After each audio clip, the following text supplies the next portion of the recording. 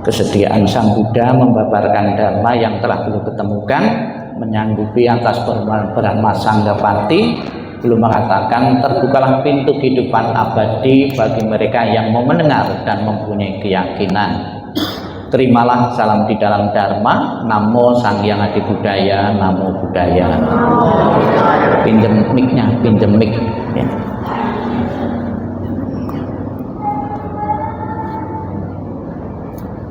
Di dalam rangka menyambut datangnya Trisuci Waisak, ada seorang penyair lagu ya, menggambarkan tentang kegembiraan lahirnya bayi Siddhartha ya.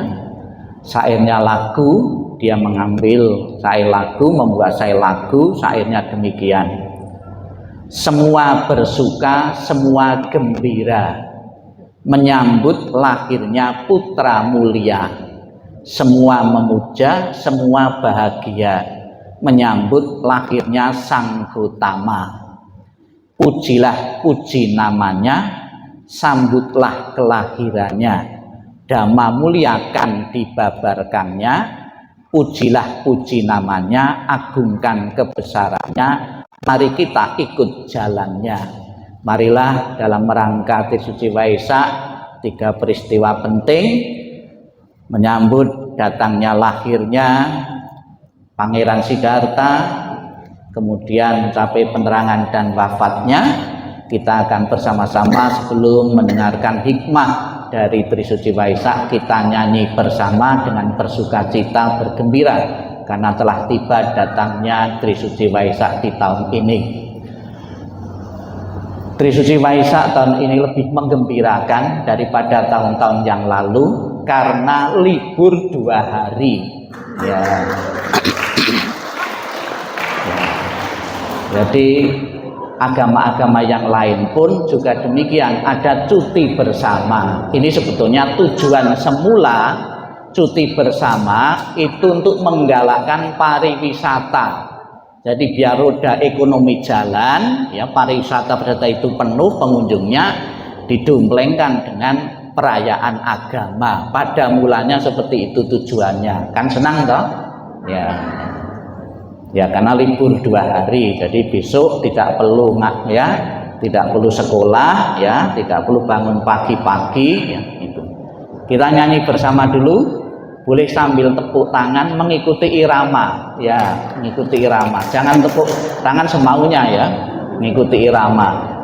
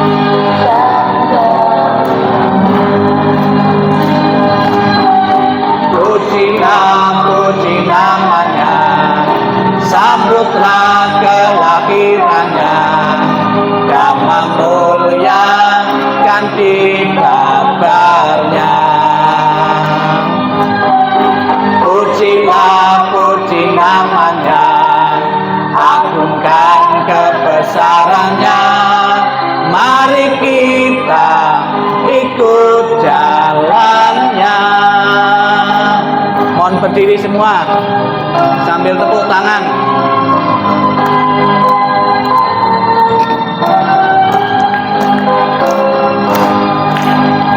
Semua bersuka, semua gembira menyambut lahirnya putra mulia.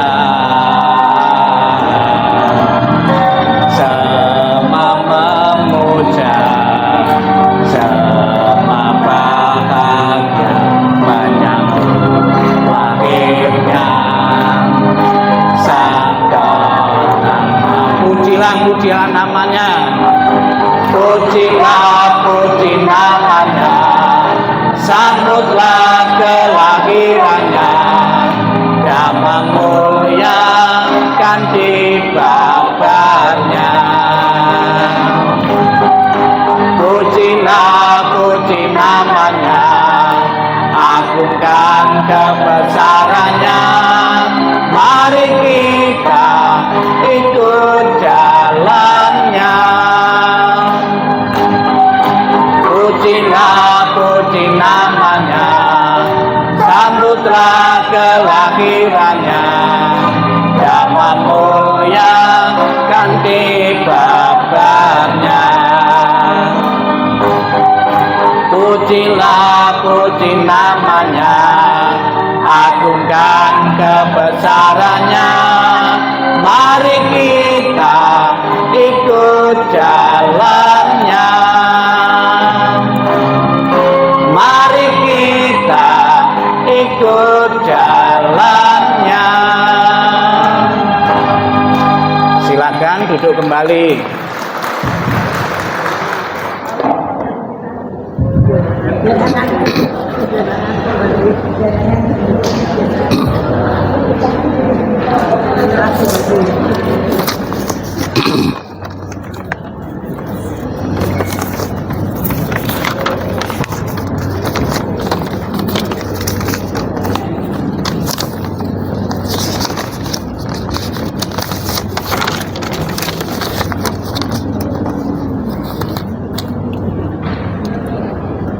Yang saya hormati lama, yang saya hormati pemimpin Puja Bakti, yang saya hormati para romo, para sesepuh, para senior-senior,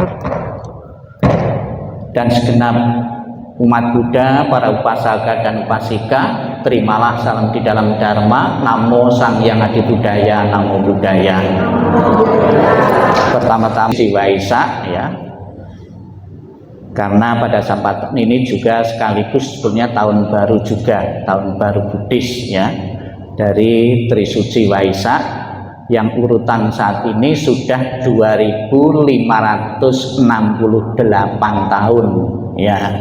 Sebetulnya usia Dharma itu sudah lebih dari ini, ditambah 45 tahun Sang Buddha mengajar, jadi usia agama Buddha sudah 2613, ya. Usia agama Buddha sudah termasuk agama yang kuno, ya, yang lama, ya.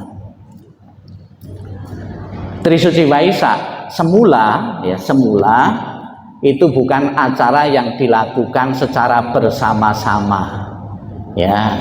Masing-masing sekte dan aliran yang ada pada waktu itu merayakan hari besar Sang Buddha, hari penting kehidupan Sang Buddha secara terpisah. Kelahiran sendiri, penerangan sendiri, wafatnya atau parinibbana Sang Buddha sendiri. Namun ya mungkin kurang gereng, ya, kurang kompak, ya, kurang kebersamaan. Kemudian ada yang inisiatif, bagaimana kalau 3 peristiwa penting yang pernah terjadi di masa kehidupan Sang Buddha itu dirayakan secara bersama-sama, kemudian disepakati, ya, yang tadinya sendiri-sendiri disepakati menjadi acara kesepakatan yang sering disebut dengan Trisuci Waisak ini, ya. Memang tidak gampang pada waktu itu untuk mempersatukan umat Buddha dari sekian banyak sekte dan aliran. Ini terjadi tahun 1950 di Sri Lanka, ya. Sampai sekarang, ya, itu Trisuci Waisak diperingati secara bersamaan. Ini tentunya menguntungkan bagi Bapak Ibu sekalian. Jadi wajib datang ke wihara itu cukup setahun sekali, ya. Kalau dipisah-pisah kan jadi 3 kali harus datang ke wihara, ya. Ya, kelahiran, penerangan, dan wafat, ya. Trisuci Waisak, ya, ini kalau di negara-negara Mahayana, ya, aliran Mahayana sangat dominan sekali dan menjadi acara yang terpisah. Seperti kemarin minggu yang kemarin atau kapan di sini juga mengadakan perayaan kelahiran bayi Siddhartha ya. Kemudian penerangan juga beda, wafatnya juga beda ya itu. Namun ada kebersamaan di antara umat Buddha untuk dirayakan secara bersama-sama. Ya. Ada beberapa istilah-istilah tentang Waisak ya. Waisak sendiri adalah nama bulan India kuno ya, nama bulan India kuno. Yang terkenal di Indonesia nama bulan India kuno itu ada 4 karena jadikan hari raya sebutan hari raya. Pertama Waisak, yang kedua Asada, kemudian Katina ya. Sebetulnya Katina itu tidak ada istilah itu, Katika, adanya Katika, jadi Katina. Kemudian Magha Puja, ini adalah nama-nama bulan di India kuno. Adapun istilah Waisak sendiri di negara-negara yang berbeda itu punya sebutan yang berbeda juga. Misalnya saja di India Wesaka Puja, Buddha Purnama di India. Kemudian di Tibet Sagadawa ya. Kemudian di Malaysia Wesak ya. Kemudian Wesaka Puca di Thailand, Wesak di Sri Lanka ya. Ya, pada mulanya adalah nama bulan India kuno ya. Ini hari Waisak juga sering disebut hari Buddha. Kalau hari Dharma hari Asada ya. Hari Sangga hari Katina ya, itu ya. Ada beberapa nama-nama.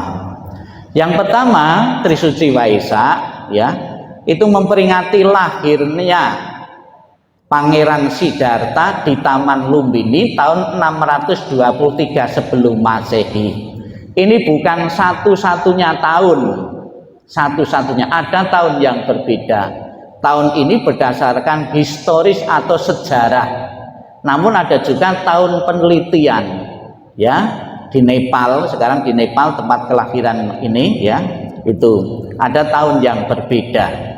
Kemudian yang kedua, Pangeran Siddhartha mencapai penerangan agung dan menjadi Buddha di Bodh Gaya dalam usia 35 tahun pada tahun 588. Kemudian Buddha Gautama parinibbana atau wafat di Kusinara pada usia 80 tahun. Ada yang membedakan kalau Buddha dan para arahat-arahat, orang yang tidak terlahir kembali itu menggunakan istilah parinibbana atau parinirwana. Sedangkan orang yang mati akan terlahir kembali itu menggunakan istilah wafat untuk membedakan yang terlahir dan yang tidak terlahirkan kembali ya, ada untuk membedakan. Ya, ini ada beberapa ya. Ini tadi saya sebutkan tadi bahwa keputusan tentang Waisak Trisuci Waisak. Namun ya Bapak Ibu, ternyata penggunaan istilahnya lebih condong pakai bahasa Sanskerta. Jarang kita temukan disebutkan Trisuci. Ti kan 3 artinya, tapi jarang. Kebanyakan Trisuci ya, pada artinya sama, istilah Sanskerta ya, itu. Ini sejak tahun 1950 disepakati sebagai hari kesepakatan ya. Ya. Kemudian di samping menyepakati tentang Trisuci Waisak juga telah berhasil menyepakati simbol Buddhisme, yaitu bendera Buddhis. Ya, itu juga tidak gampang juga bisa diterima semua aliran yang ada di dunia ini tentang bendera Buddhis ini. Ini bendera Buddhis itu diambil dari aura tubuh jasmani Sang Buddha. Apa? Warna biru diambil dari warna rambut Sang Buddha sebagai simbol bakti yang sempurna. Warna kuning dari kulit Sang Buddha sebagai simbol kebijaksanaan yang sempurna. Warna merah diambil dari darah ya, sebagai simbol semangat. Kemudian putih, apa bagian putih dalam tubuh kita? Apa? tulang dan kuku. Ya, itu simbol kesucian. Kemudian gabungan, ya, oren, ya, itu ada oren terus gabungan dari warna-warna itu, ya, itu. Ini juga telah sepakat dan sampai sekarang pun di wihara-wihara dimanapun, ya, itu biasanya mengibarkan bendera Buddhis sebagai simbol di dalam agama Buddha.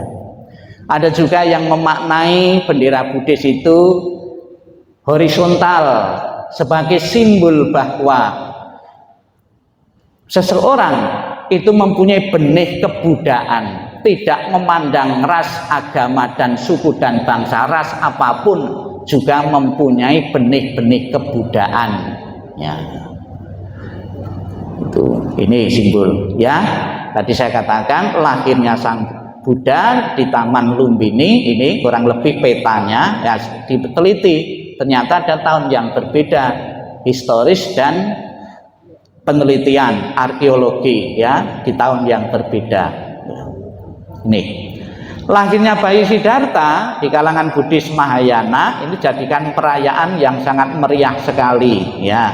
Ini lahirnya itu bukan secara wajar tapi dioperasi, karena lahirnya dari perut sebelah kanan, pasti itu dioperasi. Sebelum abad 19, ya, di India ilmu kedokteran kan belum maju, obat-obat juga belum diketemukan, ya. 75% ibu yang melahirkan secara operasi caesar itu kebanyakan meninggal, ya. Ada penelitian seperti itu, ya. Setelah ibunya meninggal, kemudian dirawat oleh adiknya Prajapati Gotami, seorang perawan. Itu keluar air susunya enggak? Keluar enggak keluar toh. Tapi ini langsung dialihkan, dirawat oleh bibinya. Berarti bibinya juga pernah meninggal. Begitu lahir langsung bisa berjalan, langsung bisa omong, ya. Bapak Ibu percaya? Kemudian bayi ini, ya, oleh orang tuanya Raja Sudodana kemudian ingin diberi nama, ya, nama yang terbaik untuk anaknya ini, mengundang 108, ya, para peramal, para brahmana. Di antara 108 itu ada 8 yang pandai meramal nasib, ya. Di antara 8 itu ada yang tunjuk jari 1. Nah, sebagai simbol satu kemungkinan bayi Siddhartha itu akan menjadi seorang raja. Terus ada yang menunjuk jari 2, ada 2 kemungkinan menjadi seorang raja atau mencapai penerangan sempurna. Di antara brahmana itu dari 8 itu ternyata ada yang tepat menunjuk 1 saja, yaitu Kondana, brahmana yang termuda yang kelak menjadi 5 pertapa seperjuangan Pangeran Siddhartha ini, ya, dari 5 pertapa, ya. Kemudian setelah dewasa, singkat cerita, Pangeran Siddhartha meninggalkan keduniawian dan menjadi seorang pertapa, ya. Selama dalam pertapaannya dia bertekad tidak akan bangun dari tempat itu sebelum mencapai penerangan, ya. Tidak akan bangun dari tempat itu. Kita yang dimaksud Sang Buddha mencapai penerangan sempurna ada 3 kebijaksanaan, ya. Ini yang pertama, kebijaksanaan untuk melihat dengan terang kelahirannya yang dulu. Para brahmana zaman Buddha itu juga bisa melihat, mengingat kelahiran yang dulu, namun dalam jumlah yang terbatas. Tapi kalau Sang Buddha tidak terbatas, ya. Inilah yang dikagumi oleh dunia, salah satunya karena mampu melihat kelahiran atau mengingat kelahiran dirinya kehidupan yang lalu. Yang kedua, kebijaksanaan untuk melihat dengan terang kematian dan tumimba lahirnya kembali dari makhluk-makhluk sesuai dengan tumpukan karma masing-masing. Kebijaksanaan ini dinamakan kebijaksanaan mata dewa. Inilah prestasi kedua. Ketiga, kebijaksanaan untuk menyingkirkan secara menyeluruh semua kekotoran batin yang halus sekali. Ya, jadi ada 3 kemampuan, 3 kebijaksanaan yang diperoleh oleh Pertapa Siddhartha. Nih. Kemudian kita ikuti setelah mengajar selama 45 tahun, usia 80 tahun, beliau parinibbana. Kalian bahwa apa yang telah dicapai oleh Sang Buddha sebetulnya juga bisa dicapai oleh kita asal kita mau belajar, mau praktek Buddha Dharma. Semoga datangnya Waisak ini betul-betul membawa berkah bagi kehidupan Bapak Ibu sekalian. Bapak Ibu semakin tahu tanggung jawab sebagai umat Buddha, rajin belajar, tekun di dalam mengembangkan agama Buddha. Sabe sata bawantu sukitata, semoga semua makhluk hidup berbahagia dan sejahtera. Sadu, sadu, sadu.